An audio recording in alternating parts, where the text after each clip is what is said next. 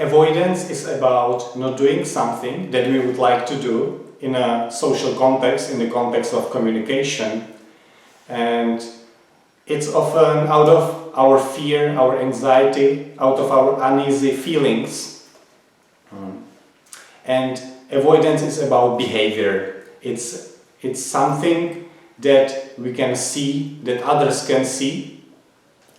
And analyzing, looking at our avoidance behavior might be beneficial because it can give us clues how to engage fully in our life. It can give us clues on our way out of our entanglement in social anxiety. There is complete avoidance and partial avoidance. There is aware avoidance and unaware avoidance. So let's take a look how a complete avoidance that we are aware of might look like. I might get an invitation for a party and I might decline. I'm simply not going there. That's complete avoidance that I'm aware of. An example of complete avoidance that I am unaware of might be, okay, I might not start a YouTube channel. I might not even think about it. It might be so out of my box, so out of my thinking about myself that I might not even consider that. And beneath that, I can be controlled by a fear of failure, fear of being seen, fear of being judged, fear of making a mistake, fear of getting so many dislikes. So I might completely avoid that option. Avoidance can also be partial. And how could a partial avoidance that I'm aware of look like? Okay, I might be interested in a nice girl, I might approach her, I might start communicating with her, but I might not express what I really want. I might not invite her for a date. I might talk about the weather, talk about something else really unimportant, and then I might suddenly escape that situation. Maybe beneath that it's a fear of rejection. I might be feared of looking stupid because I'm exposing my desires and wants. So I might partially avoid. There is also avoidance that's partial, but I'm not aware of. And these are often some small things that leave us with an uneasy, dissatisfied feeling of that communication.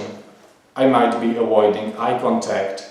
I might not be taking an initiative. I might not be 100% in that situation. I might be holding back. I might end up waiting for something. And now we can take a look at some more complete examples.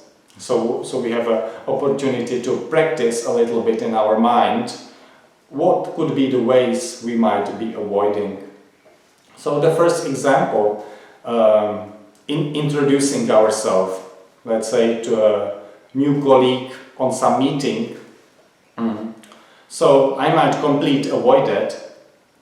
I might end up leaving just before everyone introduces himself. I might arrive late because I know, okay, introductions are usually in the beginning.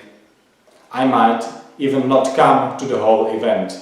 So that is complete avoidance of that situation.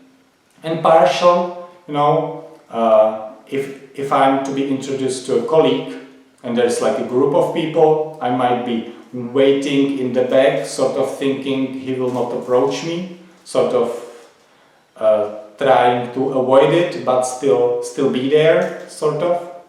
I might avoid eye contact during that introduction, and the partial avoidance can be also about my weak handshake, about my feeble hand. And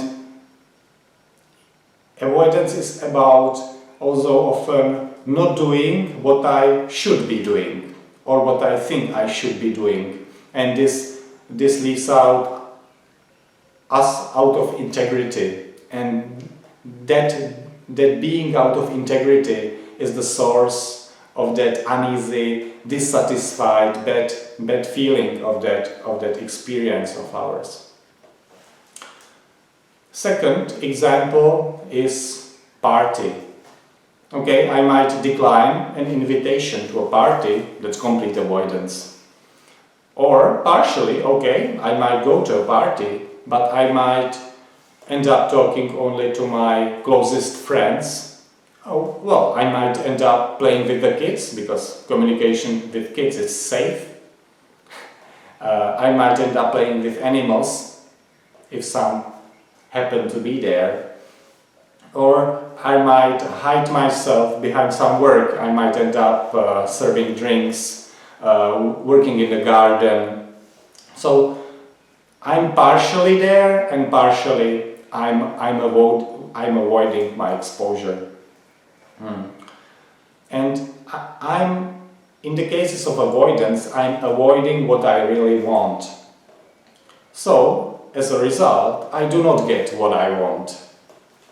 If I'm avoiding talking at the party to people that I really desire to talk to, for example, it's a corporate party, and I avoid talking to a boss, maybe in the context of my possible promotion, that I will not have that conversation, and I might miss the opportunity on getting promoted, because the boss might not even know that I want to get promoted. Third example, let's look at a date. Okay, I might not asking someone for a date, that's complete avoidance. Or I might end up asking for the date, I might end up at the date, but I end up not talking about myself, not talking about my feelings. I might end up talking about something external, about something safe. I might talk about weather. If I'm at a restaurant, I might end up talking about other people, about the food. But the conversation remains shallow. I'm kind of avoiding what's really important to me. That hints that avoidance is about often playing safe. We are not willing to take risks, but taking risks is what engages us, what gives us energy. And we are often under the fear of revealing something. I don't want to look stupid, I don't want to look anxious, I don't want to look embarrassed, and so on. The fourth example is presentation, public speaking event. I might hand the presentation to my colleague, and my colleague can do it, that's complete avoidance. Or I might end up presenting, but I might end up reading from notes, I might mumble, I might be avoiding eye contact with the audience, or I might keep it short. There is nothing bad about keeping a presentation short, but it might be too short that I might end up not even explaining my main ideas. Then the goal is about me leaving the situation as soon as possible, rather than taking 100% responsibility of delivering what I want to deliver. And avoidance is often about we don't want to look bad, we don't want to look bad, so we are using this kind of aware of or unaware behavior, but in the end we often end up looking bad, not making an eye contact with the audience looks kind of bad, especially in like long presentations or any presentations. Talking only about the weather is awkward, it looks weird. Avoiding certain people at a party, people might think something, it doesn't look natural. So now think for yourself. Think about the last 2 weeks. Think about your avoidance, either complete or partial, or you can think about both. Maybe you avoided meeting someone new. Maybe you avoided returning an item to a shop. Maybe you avoided to be a center of attention. Maybe you avoided some speaking, approaching someone. Maybe you avoided expressing your needs, wants, desires. And now also look at the source, look at the possible source, why you acted this way. How come you avoided it? Was it a fear of being embarrassed?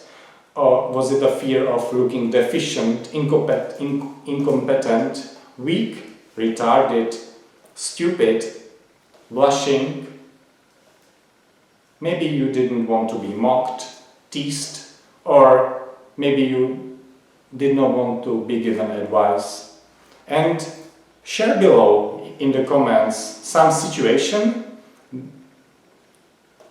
in which you avoided, and of course you are willing to share, and also share the source of that avoidance behavior.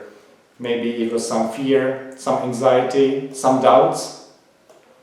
By sharing, you can inspire others, and it can help you to free yourself from social anxiety, to take one step towards freeing yourself, because sharing is an opposite to resisting, and the more we resist, the more the anxiety persists.